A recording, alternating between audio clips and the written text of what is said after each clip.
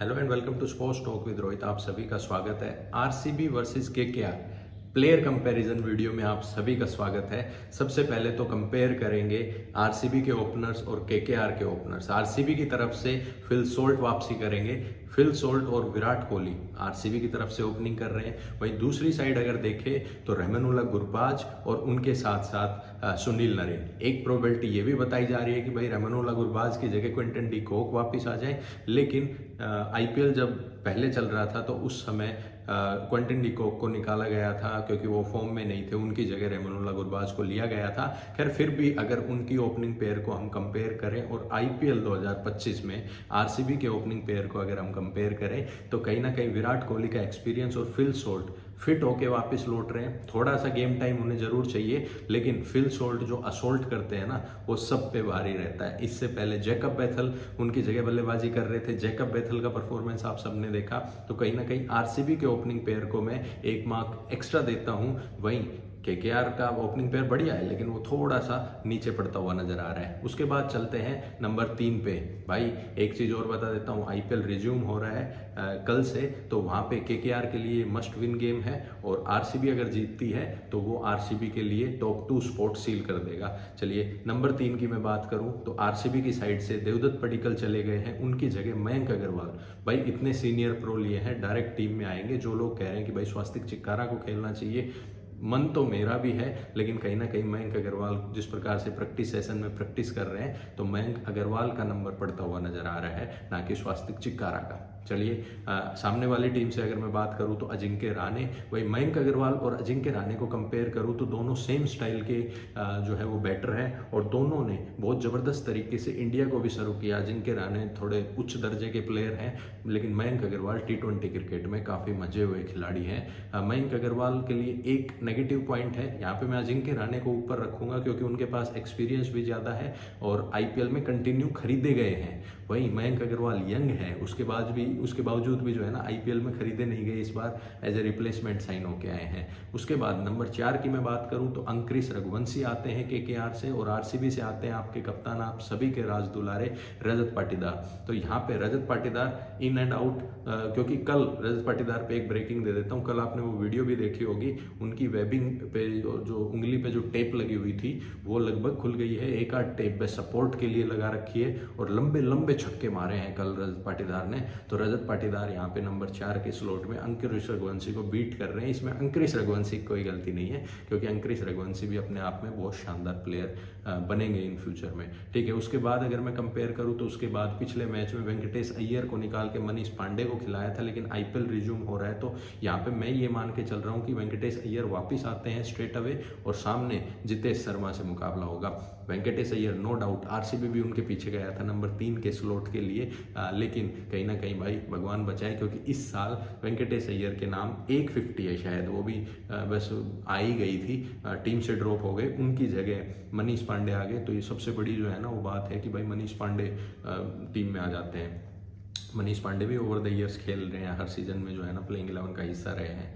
तो मनीष पांडे और अगर मैं जितेश शर्मा की बात करूं तो वहाँ पे या कोई भी खेले, जितेश शर्मा थोड़ा सा एक पड़ ऊपर रहते हैं क्योंकि कीपिंग भी करते हैं, वाइस कैप्टन भी है टीम के और ज़बरदस्त कीपिंग, गेम माइंड बहुत ज़बरदस्त है इनका। और उसके बाद अगर मैं बात करूँ तो अगले नंबर पे इनके फिनिशर शुरू हो जाते हैं। रिंकू आते हैं, फिर आंद्रे रसेल आते हैं, वहीं आरसीबी में टिम डेविड आते हैं, रोमारियो शेफर्ड आते हैं। 2022 के बाद आपको अगर स्टैट्स बताऊं तो सबसे बेस्ट फिनिशर टिम डेविड 55 छक्के और रोमारियो शेफर्ड 54 छक्के।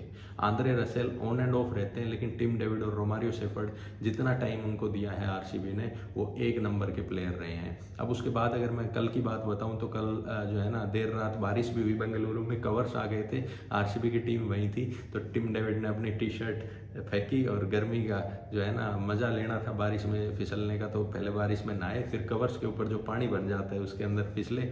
याद आती है वो हसन अली भी शायद पाकिस्तानी पाकिस्तानी जो है ना वो फिसल रहे थे, पर टिम डेविड ने कल पूरे मजे लिए हैं और छक्के मारे, दनादन छक्के मारे हैं कल टिम डेविड ने, अपने हिसाब से छक्के मारे हैं। उसके बाद Romario shepherd, West Indies players की बड़ी अपडेट कि भाई वो पूरा IPL सीजन खेलेंगे, ठीक है। हेजलवुड पे अभी तक कोई अपडेट नहीं आई है, लोग बाग कह रहे हैं पॉजिटिव है, पहले मैच के बाद आएंगे, दूसरे मैच के बाद। आज मोस्ट प्रोबेबली या तो हेजलवुड आएंगे, नहीं तो फिर उनकी जगह रिप्लेसमेंट का न्यूज़ आएगी, ठीक है। तो ये हमारी तरफ से न्यूज़ है।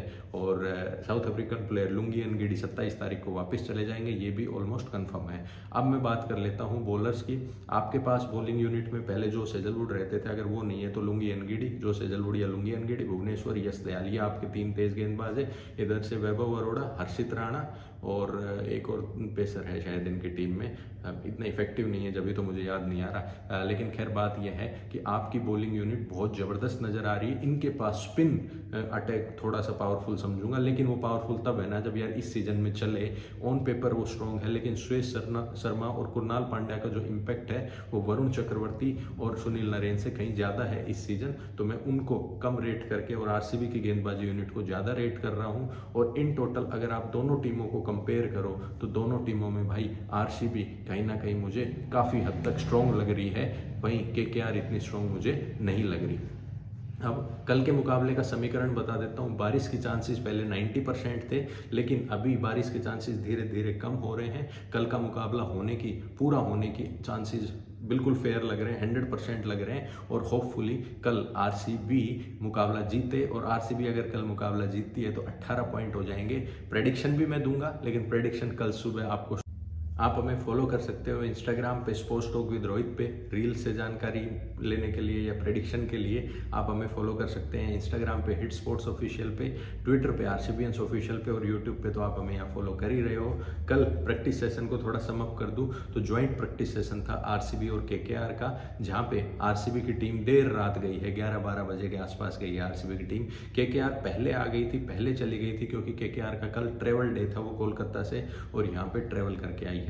उसके बाद अगर बड़ी अपडेट दे दूं तो फाइनल होस्ट करने के लिए अहमदाबाद को कहा जा रहा था, लेकिन वहीं कोलकाता ने भी अपनी अर्जी डाल दी है कि भाई यार हमें बाहर क्यों। उन्होंने अपना पूरा वेदर अपडेट की 3 तारीख को वेदर साफ है और कोलकाता को प्लीज़ राइट्स जो है ना वो वापस दिए जाए। उस पर अभी फाइनल डिसीजन आना बाकी है, प्ले ऑफ्स पे फाइनल डिसीजन आना बाकी है कि कहाँ पे होंगे। वहीं विराट कोहली की अगर बात करूँ तो कल विराट कोहली ने कम से कम 40-45 मिनट जो है ना वो बल्लेबाजी की, जहाँ पे वो सुरेश शर्मा, कुणाल पांड्या और कुछ थ्रो डाउन्स फेस की। उसके बाद नेट बॉलर्स को थोड़ा ओबलाइज करके जैसे वो हमेशा करते हैं, उसके बाद जो है ना वो चले गए। आंद्रे रसेल और टिम डेविड ने कल साइड बाय साइड नेट्स में प्रैक्टिस की, वहीं रजत पाटीदार ने भी नेट्स में काफ़ी पसीना बहा। उसके बाद मयंक अग्रवाल के साथ साथ और जो है फिल सोल्ट विराट कोहली सबसे पहले थे RCB में बैटिंग प्रैक्टिस करने आने वाले। इन सबको नज़र में रखा मो बोबर्ट ने और एंडी फ्लावर ने। ये सभी अपडेट्स आपको सिर्फ और सिर्फ मिल रही हैं स्पोर्ट्स टॉक विद रोहित पे।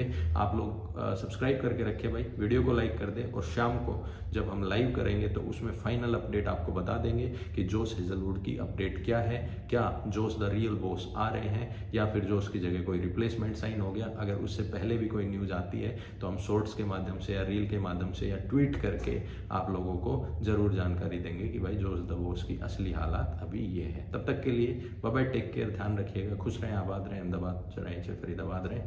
लाइक ज़रूर कर दे वीडियो। नमस्कार।